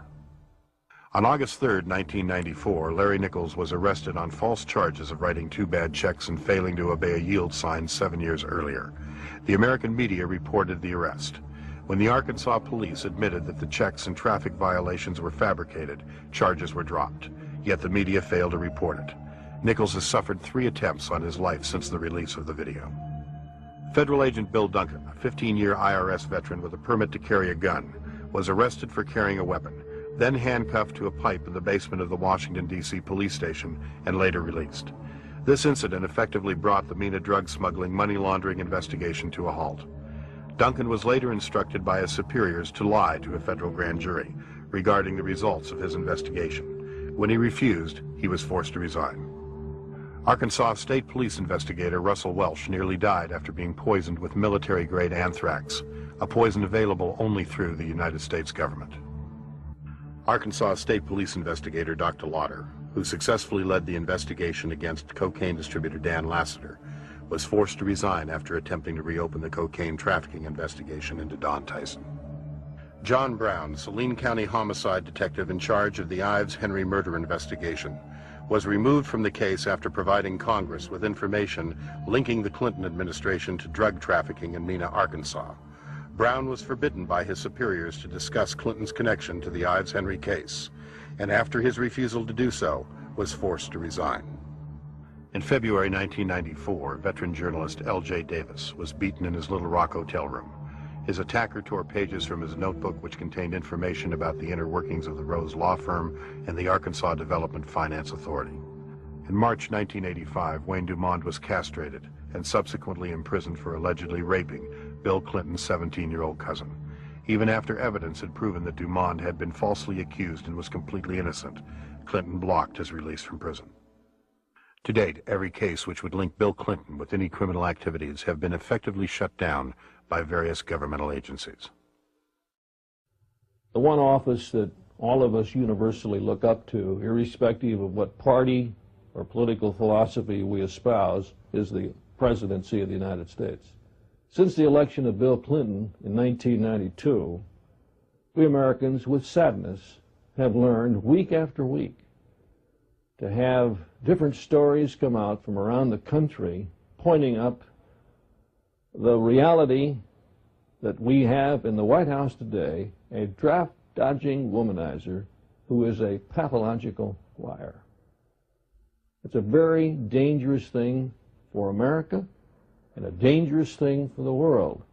I can only, conclude that the responsible course for the House of Representatives to do is to introduce a resolution of impeachment against Bill Clinton. It is with sadness that I make this statement, because this action will introduce something that we Americans don't want to see in our political process. But we can't continue down the course of what we see unfolding before our eyes almost every week or almost every day. And the best thing for all of us is to get it out in the open and go forward and let the chips fall where they may. Under our Constitution, the House introduces a resolution of impeachment, and the U.S. Senate is a place where a trial takes place. And I think for the good of the country, for the good of the peace and tranquility of the Western world, this is the course that Congress should take.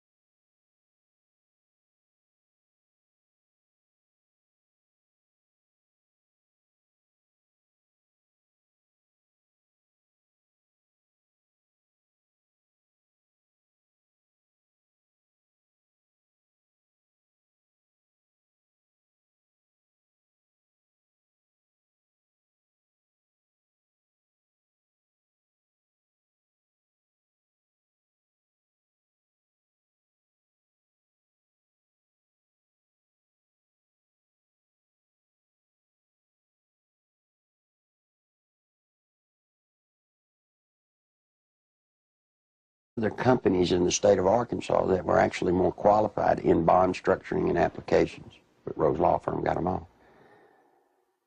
I started checking around, and I kept asking, well, you know, one thing's bothering me to the comptroller, Bill Wilson, you know, how do people make payments on these loans? He looked at me and said, they don't. He thought I knew. Well, that blew my mind. And this is about 2 months in, and it was getting tough then. So I started gathering the documents. After everybody left, I would stick around as if I were working on the annual report. That would give me access to all the documents, and I made copies of them all. For about 2 months, I watched accounts accumulate money. At the end of the month, they zero balanced. They're laundering drug money. There were $100 million a month in cocaine coming in and out of Mena, Arkansas. They had a problem. They were doing so much money in cocaine, $100 million.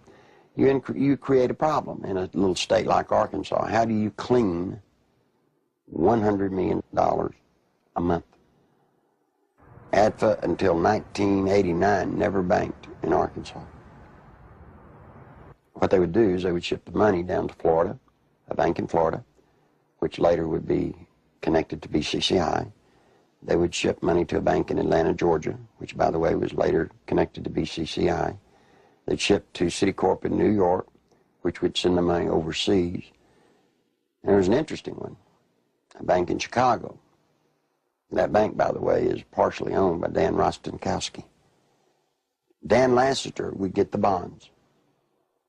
He would become the broker for the bonds. He would transfer money back to ADFA. He never sold a bond. The money then would leave ADFA, go into one of the various banks for the specific bond loan, and they would zero it out. When they zeroed it out, they were giving it back to Lassiter, less their handling fees. During the Lassiter investigation, we had numerous witnesses for the federal grand jury, had extensive testimony. People that was connected with Lassiter and drug use and everything else. His cocaine use become used as a tool for sexual favors and also for business deals that influence people. And that's when Mr. Lassiter became quite flamboyant with his cocaine use, and then ultimately led to his arrest and conviction. Dan Lassiter, who is the best friend of Bill Clinton, who went to jail with Roger Clinton for cocaine. And by the way, let me explain something. He didn't sell cocaine. No, they were giving it away. Huge piles of cocaine in his office. Ashtray upon ashtray full at the parties, and they would give it to young girls. That's sick. I mean, they were giving a highly addictive drug to young girls. One particular one comes to mind is a 14-year-old cheerleader out of North Little Rock. She was...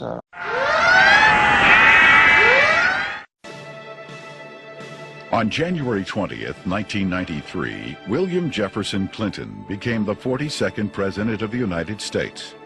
At the time, most Americans were not aware of the extent of Clinton's criminal background, nor were they aware of the media blackout, which kept this information from the public. As State Attorney General and later Governor, Bill Clinton in 12 years achieved absolute control over the political, legal, and financial systems of Arkansas. As president, he would attempt to do the same with the nation by bringing members of his inner circle with him to Washington.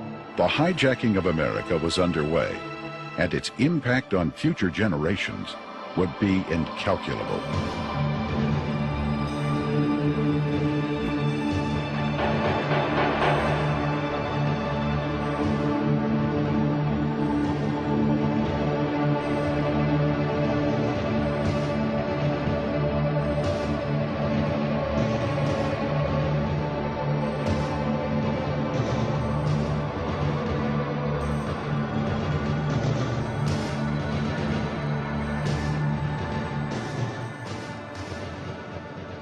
Bill Clinton was born in Hope and, of course, raised in Hot Springs.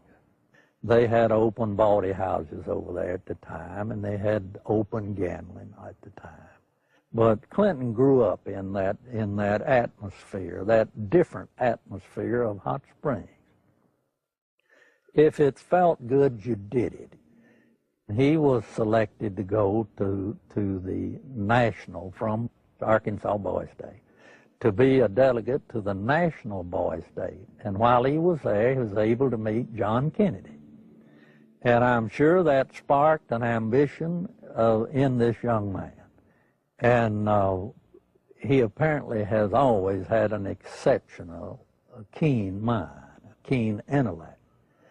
And he early, evidently, had tremendous ambitions. He was gifted in so many ways. The truth is, he's one of the most charming men that I've ever met in my life. He has more energy than any 10 people I've ever known. He was able to network himself into running for Attorney General virtually unopposed. And then he was able to take that position and catapult himself into the governor's office 2 years later and started building his foundation. When you think about Bill Clinton's aversion to the truth, you wonder if this is because of the lackadaisical moral background that he's had in this area. He lied about Rhodes, being a Rhodes Scholar. He never completed that and still said he was a Rhodes Scholar. He went to Moscow and did business with them. Millions of dollars. Launder it, clean it up, and use the cover of a state agency to do it. The first loan made at ADFA was made to Parkometer, a company called Parkometer. Seth Ward was the owner. As I started looking, I found out that the Secretary-Treasurer was Webb Hubbell.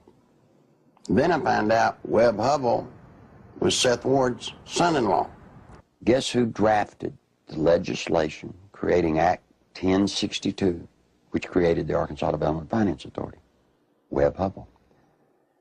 Guess who introduced the legislation to our legislators and got it passed through our House? Webb Hubbell. Guess who got the first loan? Webb Hubbell. Imagine this. Guess who did the audit and the evaluation of the application? Rose Law Firm. You guessed it. Who signed it? Webb Hubbell, Hillary Clinton. You see, that's against the law in Arkansas. You can't investigate yourself when the good faith and credit of the state of Arkansas is involved in a bond issue. He broke the law. Good Lord willing, creek don't rise. Mr. Hubbell will be serving some time in the pen for that one. Ironically, Webb Hubbell, a senior partner at the Rose Law Firm, was chairman of the Conflicts of Interest Committee at Rose.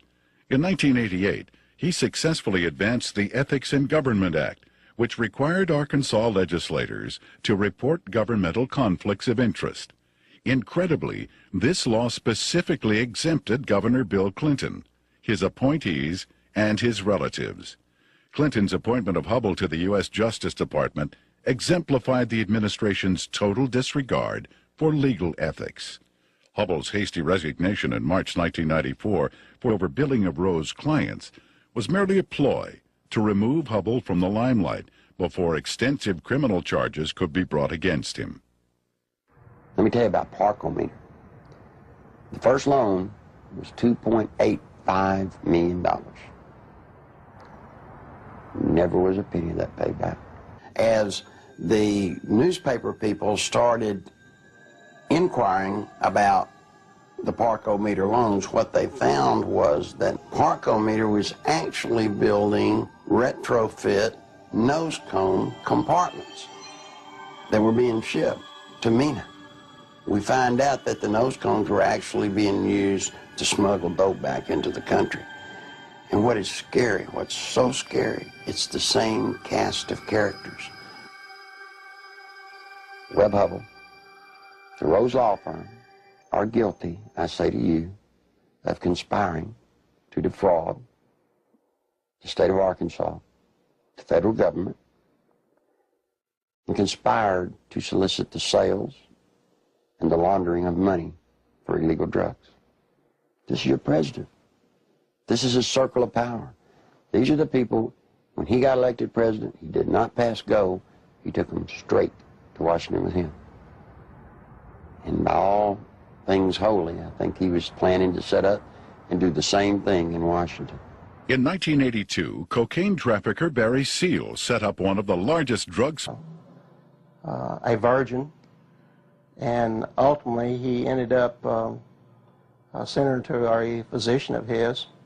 The physician put her on birth control pills. He used cocaine in order to ultimately she lost her virginity, and she got addicted to cocaine. And the last I heard of her, when we had her subpoenaed back to the federal grand jury, she was a hooker in Lake Tahoe. Dan Laster contracted to launder the money. Now, in addition to his contract to launder the money and the system that he and Bill Clinton had set up to do it, probably what he did is he took advantage of some of the cocaine. That's why he could give it away. Shoot, you have $100 million a month in cocaine. They wouldn't care if you took a bucket full a day.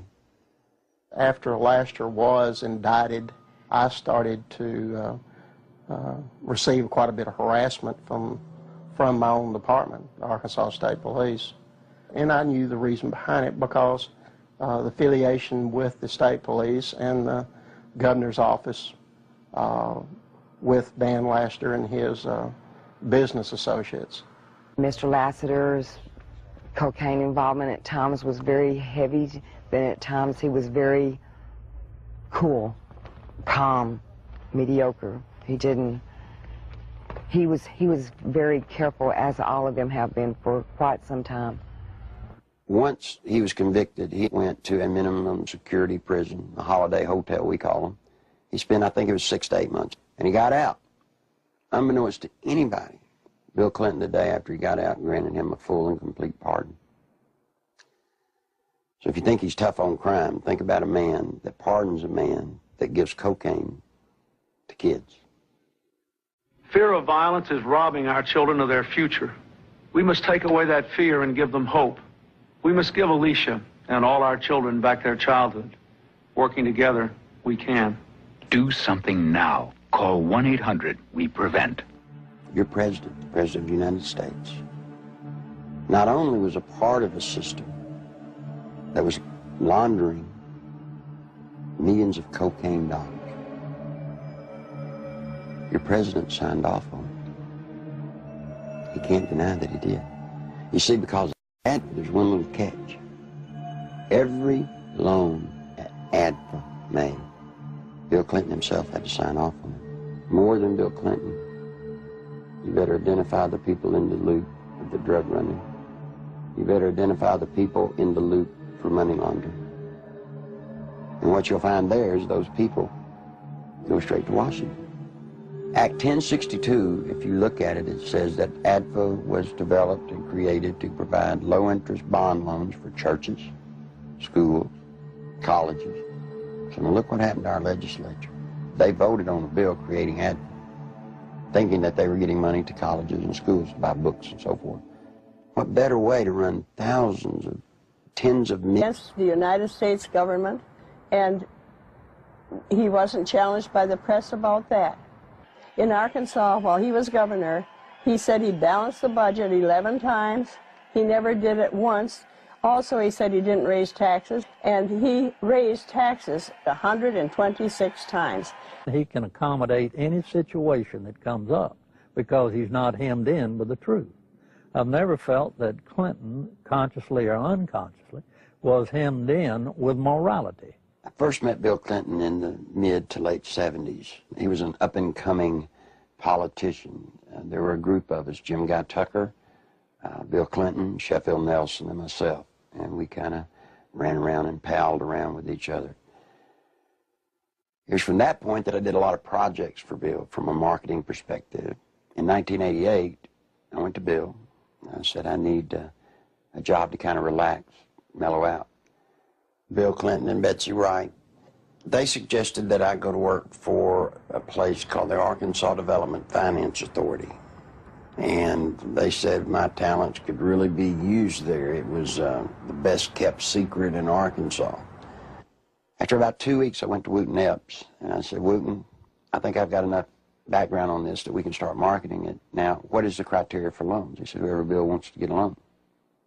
To go back, though, to that moment in time, I'd been there about a month, and I realized that I was in the epicenter of what I'd always heard about all my life. What most people have heard about is the machine. I was literally working, sitting in the middle of Bill Clinton's political machine. It was where he made payoffs, where he repaid favors to people for campaign support. I was in an interesting seat, and I knew it. We had a board meeting. In that particular board meeting, I was sitting at the end of the table. James Branyon, who was chairman of the board at that time, was sitting at the head of the table.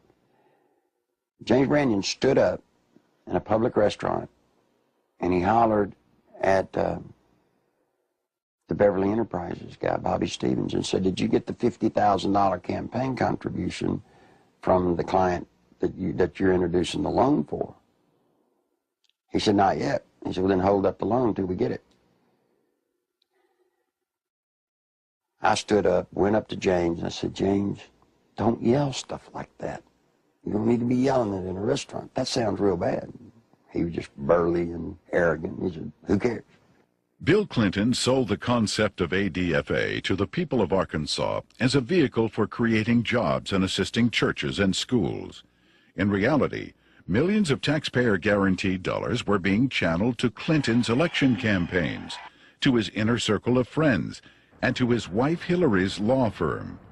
This may explain why ADFA had been drafted in such a manner as to keep its decision-making procedures secret. If you needed $1 million, you had to get your application handled by the Rose Law Firm, pay them $50,000. There were 5